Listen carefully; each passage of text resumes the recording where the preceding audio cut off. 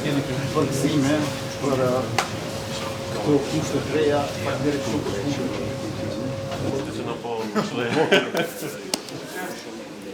we know each other from long time ago.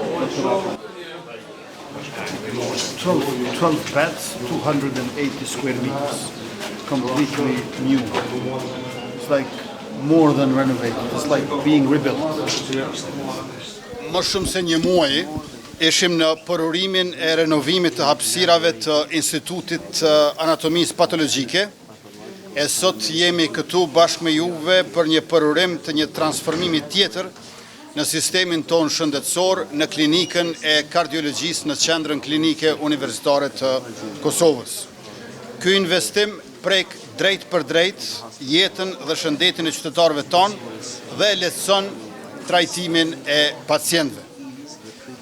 Një hapësirë prej rreth 400 metra shkatror është transformuar sipas standardeve moderne spitalore, duke krijuar kushte më të mira për mjekët, specialistët, infermierët dhe mbi të gjitha kushte më dinjitoze për shërim të plot e më të shpejt për pacientët tonë. Funksionalizimi cath labit bashkohor dhe vendosje angiografit të ri përbëjnë një hap të madh përpara në diagnostifikimin dhe trajtimin e sëmundjeve kardiovaskulare. Investimi arrin vlerën prej 1.5 milion euro, ndërka që kapacitetet e trajtimit do të rritën ndjeshëm. Nga mbi 4.000 ndërhyrje në vit, siç ka qenë deri më tani, synimet janë që të arrihet kapaciteti deri në 8.000 ndërhyrje në vit. Natyrisht ne urojmë që të mos kemi nevojë, por nëse kemi nevojë, do të kemi kapacitete. The problem was known. Cardiovascular diseases count for 35% of death in the world, and in Kosovo it's very similar. And we know that in the past there were long waiting lists here to get appropriated care, health care.